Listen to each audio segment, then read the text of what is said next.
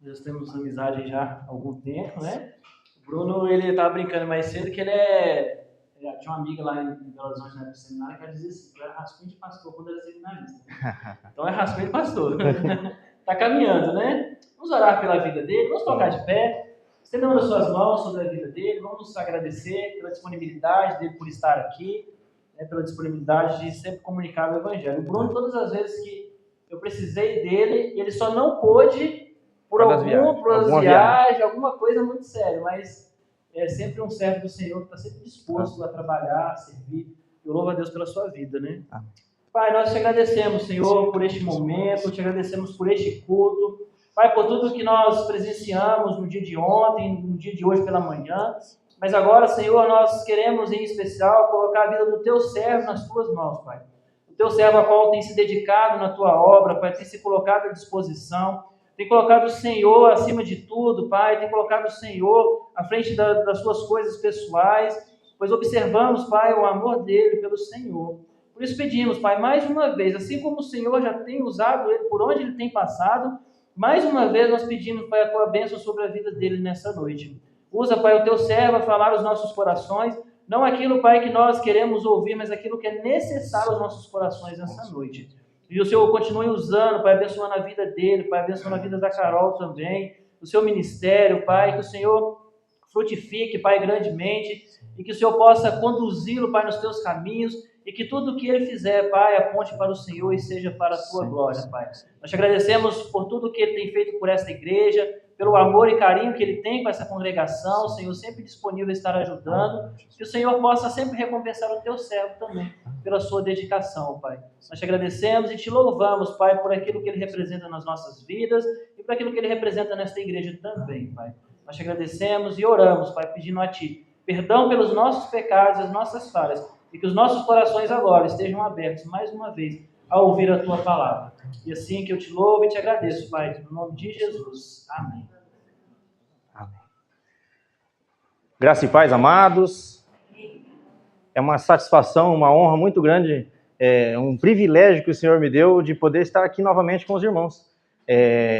Engrandeço ao nome do nosso Senhor Jesus, porque habemos pastor, né? Ficamos mais de um ano orando, pedindo, desejando, clamando ao Senhor que o Senhor enviasse um pastor a nós, e o Senhor talvez passou um ano e meio, mas é porque Deus estava caprichando mesmo, mandou um ótimo pastor para nós aqui, um pastor excelente, para a honra e glória do nome de Jesus. Amados, eu peço que os irmãos abram a Escritura no livro de Mateus, no capítulo 28, a partir do verso 16.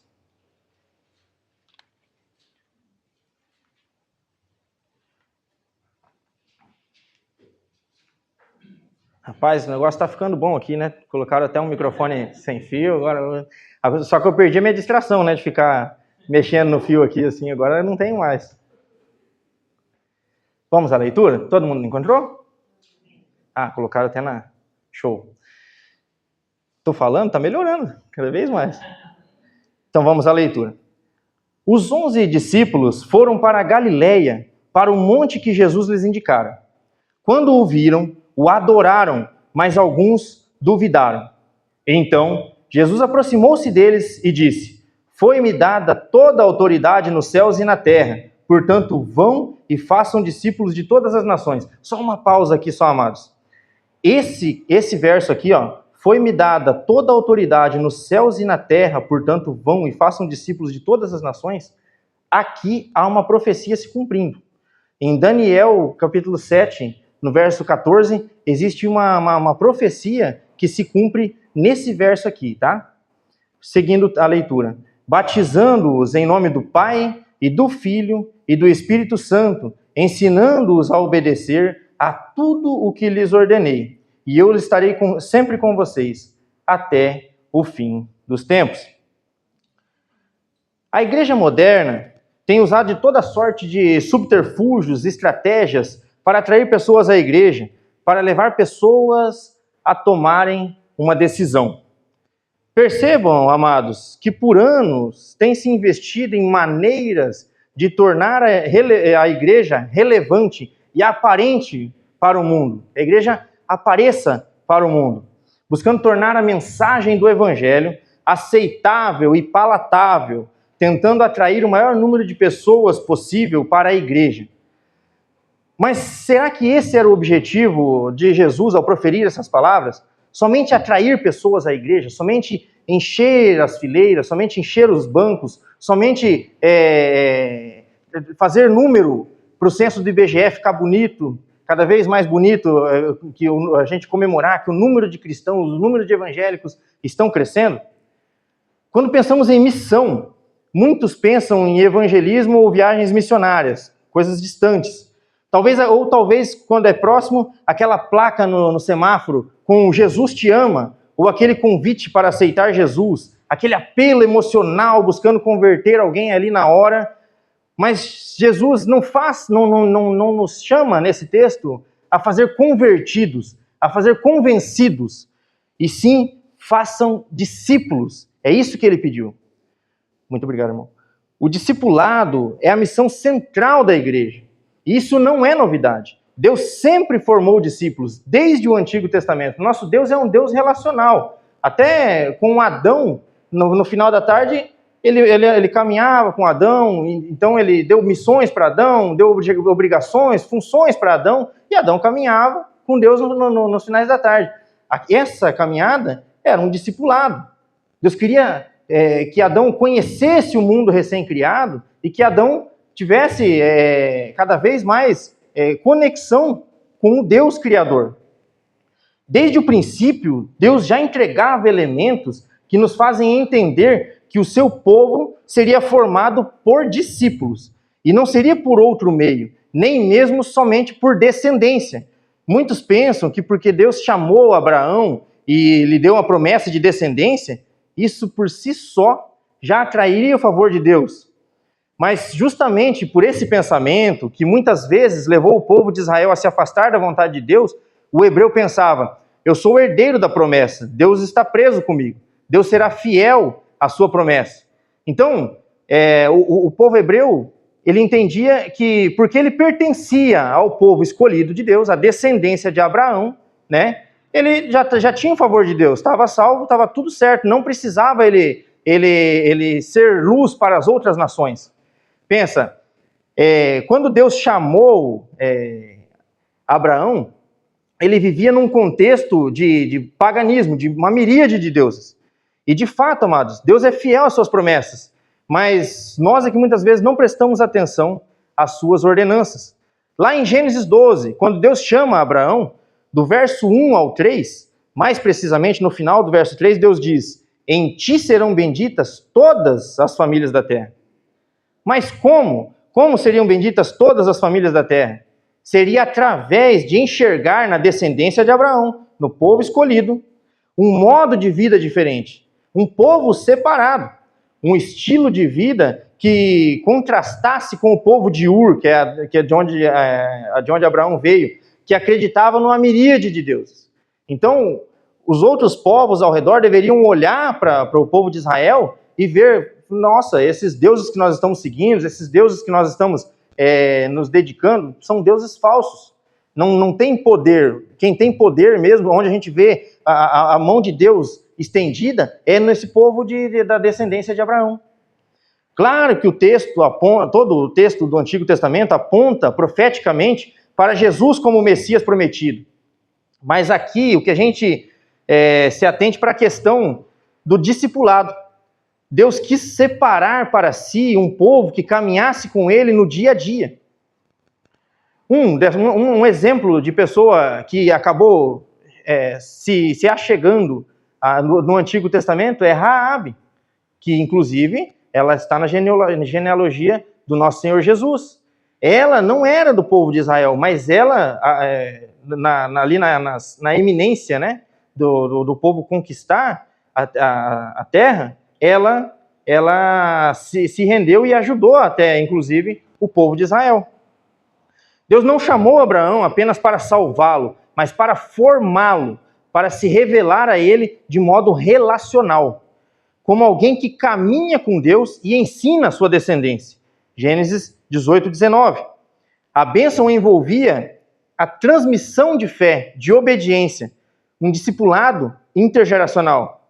O discipulado, amados, começa em casa, formando gerações que conhecem e vivem a vontade de Deus. Lá em Deuteronômio 6 até o 7, que é um texto muito conhecido, durante a caminhada rumo à terra prometida,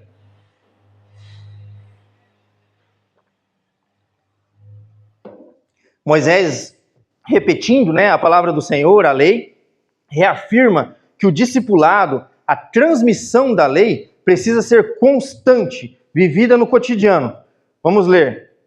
Que todas essas palavras que hoje te ordeno estejam no seu coração. Ensina-as com diligência a teus filhos. Fala delas sentado em casa, andando pelo caminho, ao deitar-te, ao levantar-te. Percebam, amados, que o discipulado não é uma programação. Não é disso que se trata o discipulado. Discipulado trata-se de relacionamento. Discipulado bíblico é vida sobre vida. É ensinar enquanto anda, enquanto vive.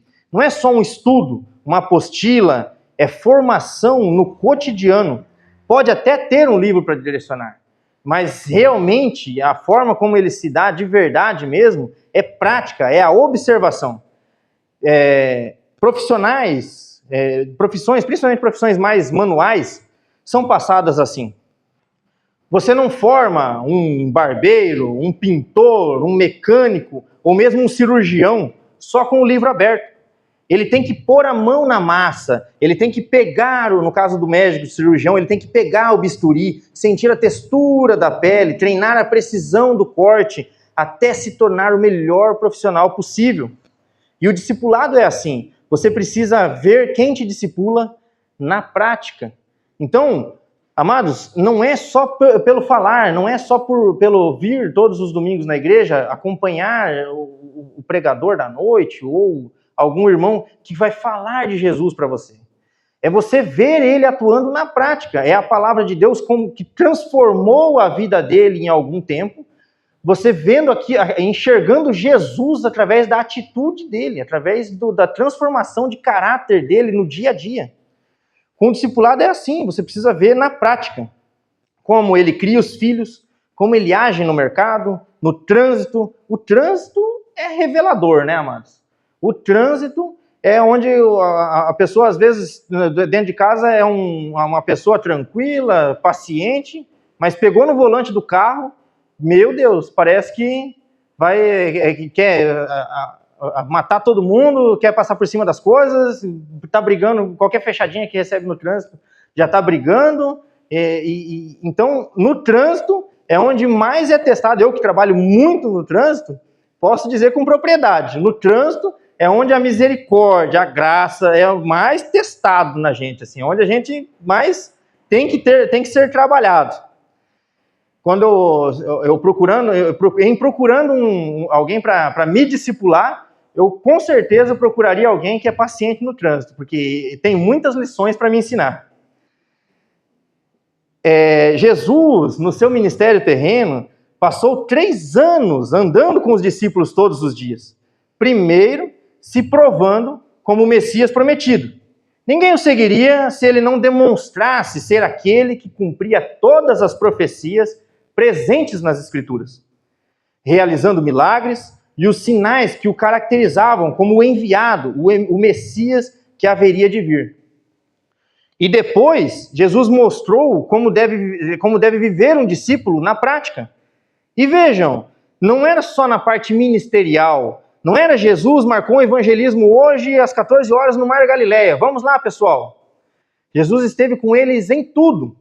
Na refeição, Jesus comendo com os pecadores em Mateus 9. No trabalho, Lucas 5, o evento da pesca maravilhosa. No luto, em João 11, na ressurreição de Lázaro. Nos debates com fariseus e herodianos sobre obrigações normais, burocráticas, de pagamento de impostos. Marcos 12, onde proferiu a conhecida frase, dai a Deus o que é de Deus e a César o que é de César. Para um discipulado bíblico acontecer, o discipulador precisa refletir o caráter de Cristo. E aí, amados, fica a pergunta para nós, para todos nós. Temos refletido o caráter de Cristo em nossas ações? As pessoas estão enxergando Cristo quando veem as nossas atitudes? Nesse mundo, amados, cada vez mais individualista, onde ninguém quer se expor, ninguém quer ouvir correção, ninguém quer se deixar ser moldado, discipular e ser discipulado virou algo raro. Queremos cada vez mais sermos autossuficientes e nunca expor nossas fraquezas aos outros.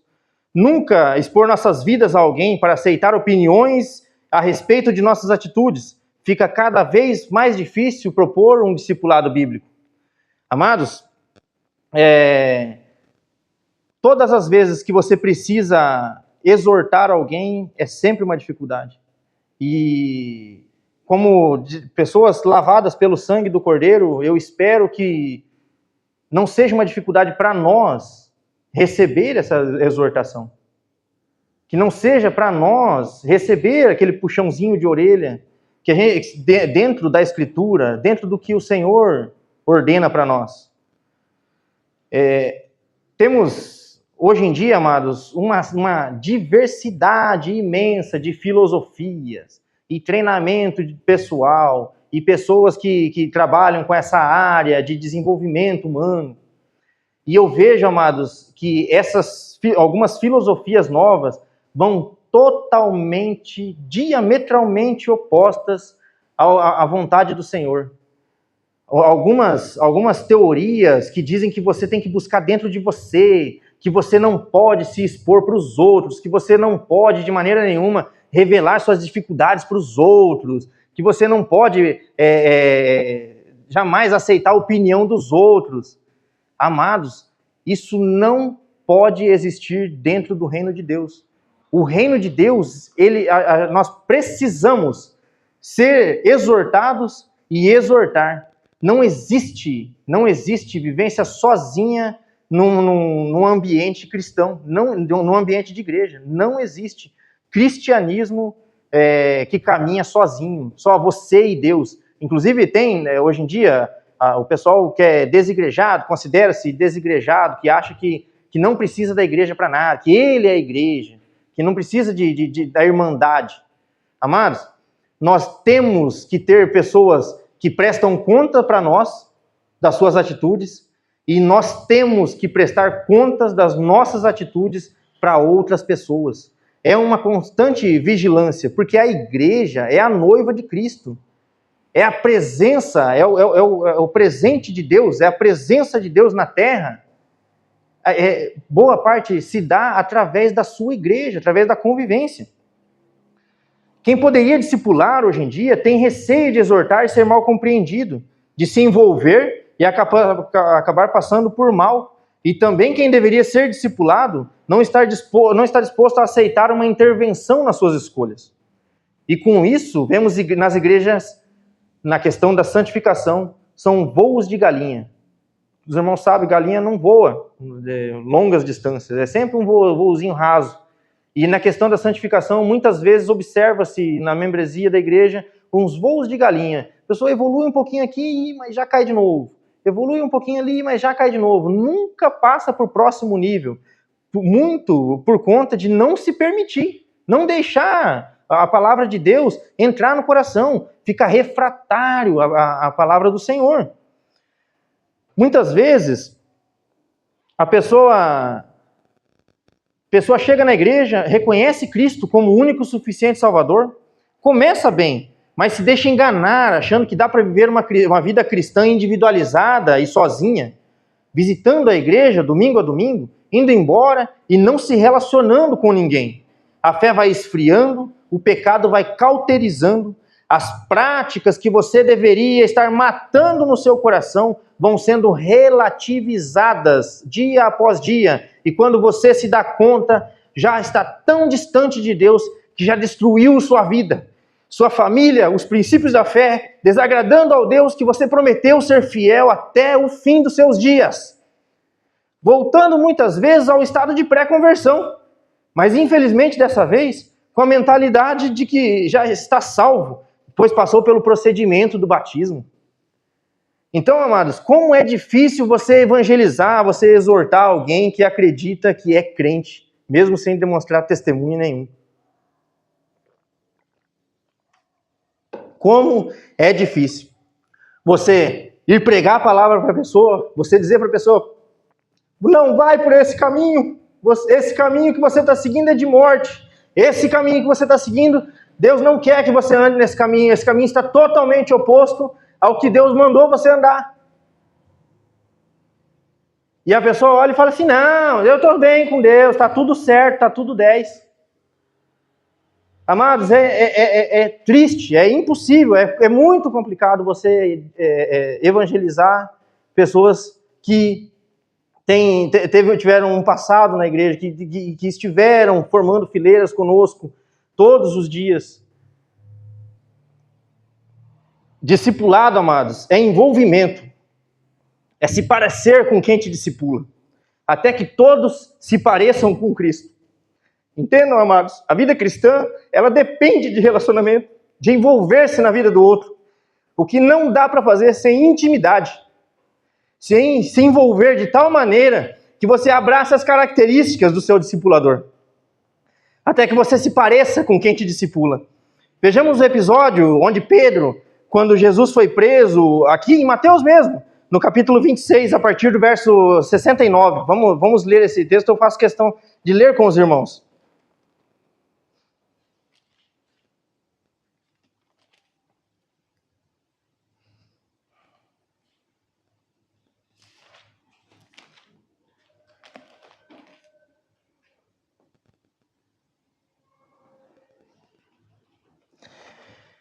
Pedro estava sentado no pátio e uma criada, aproximando-se dele, disse, você também estava com Jesus, o Galileu?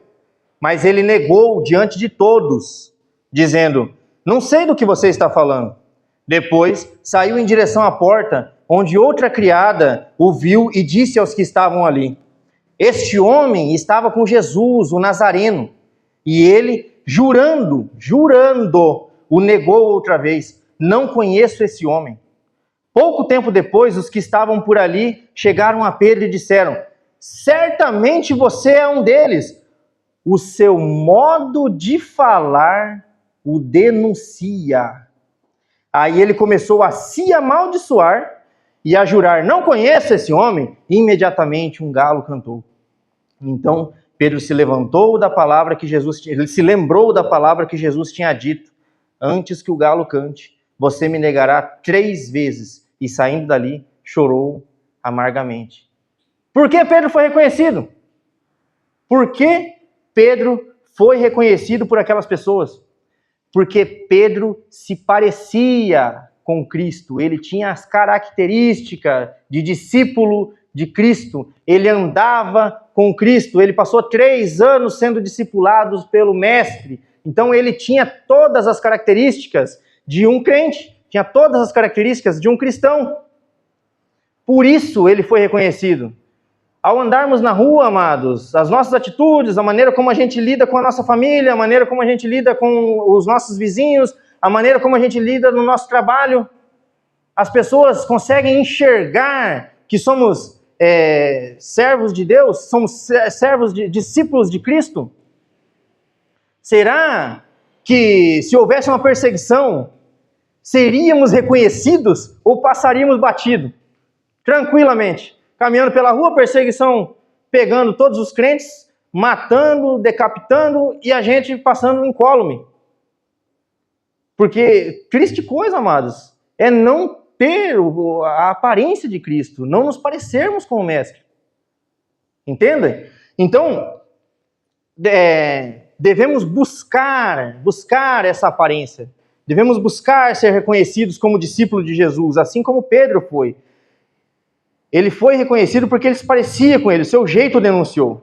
É assim que devemos ser, reconhecíveis. E para isso precisamos de referenciais. Aqui alguns vão argumentar que o único referencial deve ser Cristo, e é óbvio que Jesus é o nosso referencial máximo, o nosso padrão, a meta a ser seguida. Mas podemos sim e devemos buscar referenciais próximos que se pareçam com Cristo, e nos inspire a buscar a santidade na oração, no modo de agir, no modo de falar, no modo de viver. Muito eu observo alguns irmãos da igreja e eu vejo alguns referenciais, eu vejo alguns irmãos de oração, irmãos que dobram seu joelho e movem o céu, porque tem uma oração que movimenta o coração do Senhor.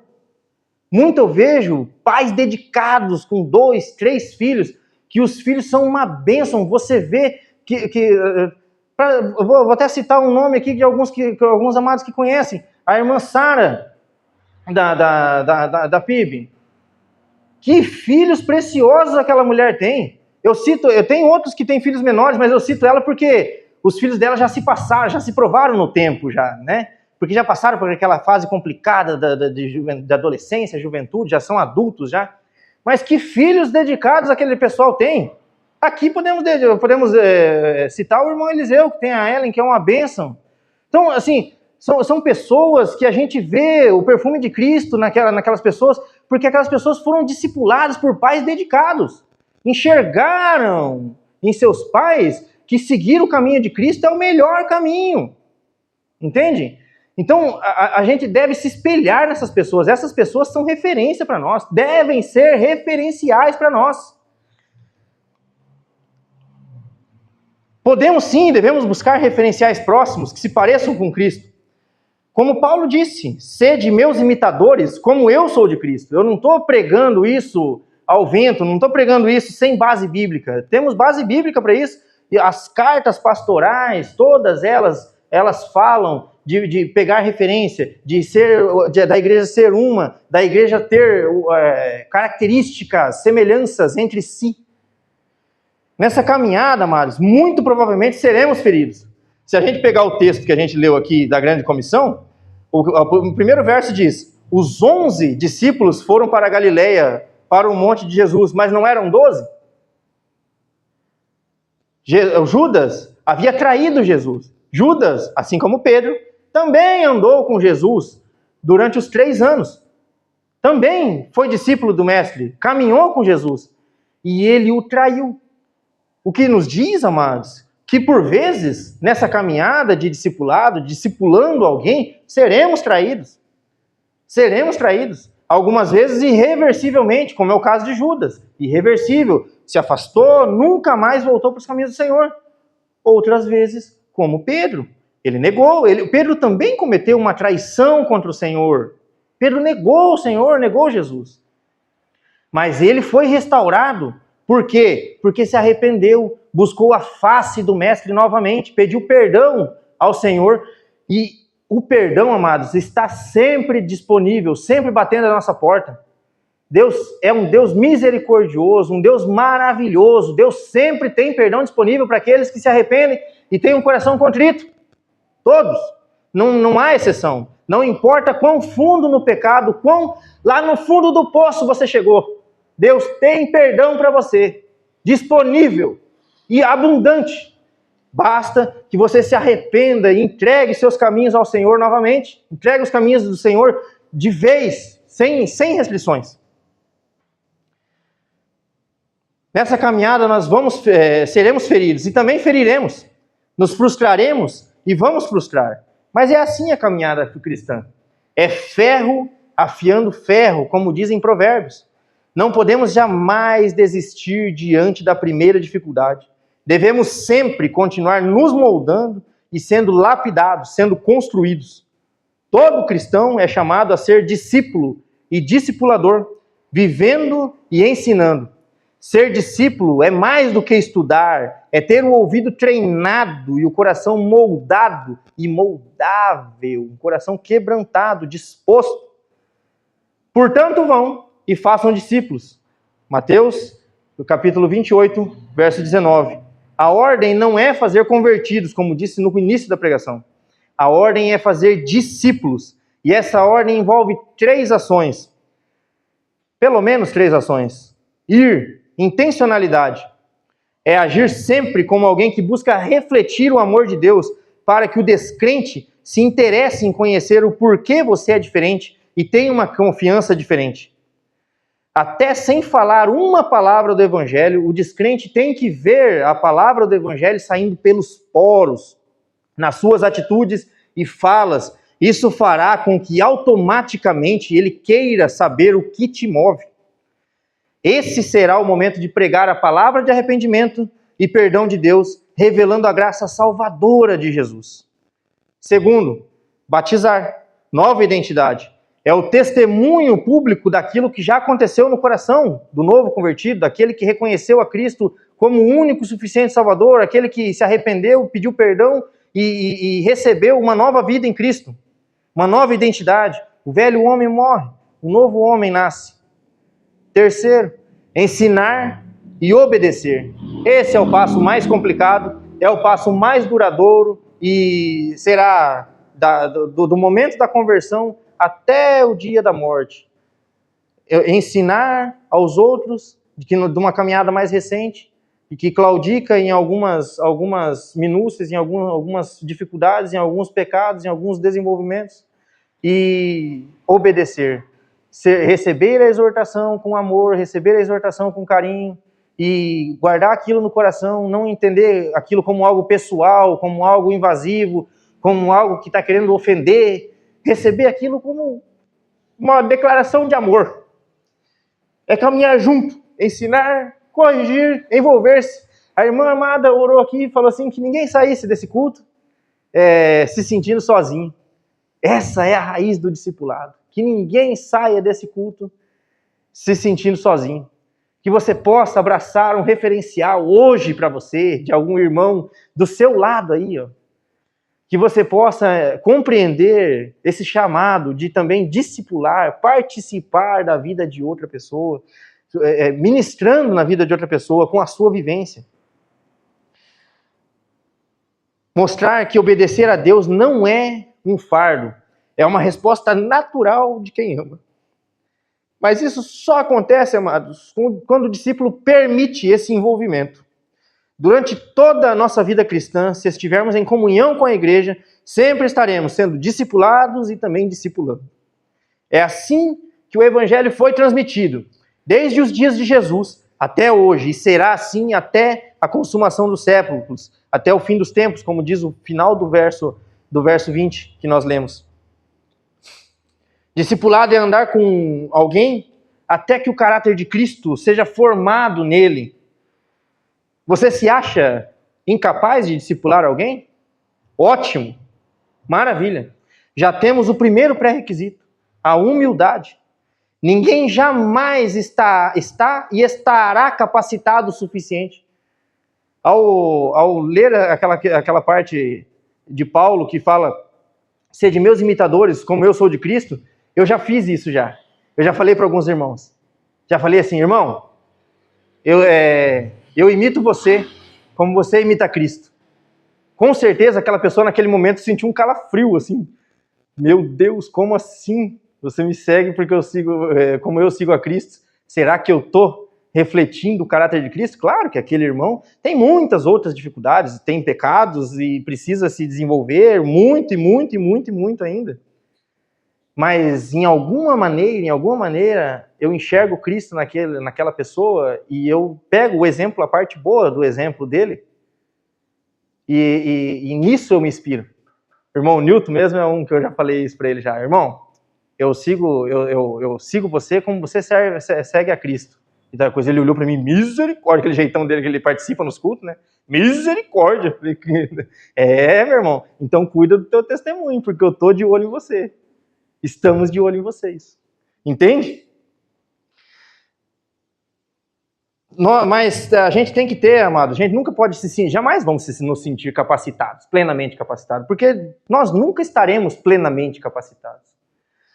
Mas tenhamos sempre a confiança de que o Espírito Santo capacita para viver o que ensinamos. Comece onde você está. Os discípulos começaram em Jerusalém. Nós começamos em casa, com a família, com os amigos. E esse movimento nos acompanhará até os confins da terra. É assim que a igreja cresce, amados. Não existe igreja crescente, igreja vibrante, igreja que testemunha de Cristo sem discipulado. Não existe. Não existe. só pregando evangelho, fazendo tarde de evangelismo, fazendo eventos, fazendo... Não. Precisa de envolvimento, precisa de aquilo que eu comentei antes, de você ter a quem prestar contas e ter pessoas prestando conta a você. Precisa dessa vida diária, desse movimento diário. Antigamente, amados, eu lembro que até na minha família mesmo, quando a gente estava em família, assim, com tios e tudo, com avós e tudo, se o teu avô repreendesse o neto, o pai não achava ruim, não. O pai não se sentia invadido. Não, você não pode falar assim. Quantas vezes eu já tive repreensão de avós meus na frente do meu pai mesmo. Meu pai, quando saía, ainda falava assim, ó, se ele fazer arte aí, pode cortar na vara. Não, até nem precisa chegar nesse ponto, mas é que também, né, o menininho era difícil também, né? Então dá para entender o conselho do pai, né? Mas assim, hoje em dia, alguns irmãos se ofendem. Vê a criança correndo dentro da igreja, fazendo uma bagunça ali e tal coisa, o irmão pega e fala, ô menino, não corre aqui, vamos orar e tal. Tem irmão que olha para você torto, se ofende. Não, amados, não, é a família da fé, é a família de Deus, ele é teu irmão de sangue, do sangue de Cristo. Ele deve fazer isso mesmo. E você deve se alegrar que tem uma pessoa que se importa com o seu filho, que se importa com a melhor formação do seu menino, da sua criança. O chamado de Deus sempre foi discipular pessoas para que vivam em aliança com Ele. Jesus reafirma esse chamado como a missão principal da igreja. A pergunta não é só, você já é discípulo? A pergunta é, quem você está discipulando também? Talvez, amados, e aqui eu entro na parte final, talvez você nunca tenha sido discipulado de verdade. Hoje é o dia de buscar alguém para caminhar contigo. Talvez você nunca tenha discipulado alguém, nunca tenha se permitido discipular alguém. Você se acha incapaz, acha que não tem como. Hoje é o dia de começar a abençoar vidas. Discipulado, amados, não é opcional, é essencial. É o caminho do reino, é o princípio de vida que nos aproxima do padrão do céu. Amém? Vamos ficar de pé?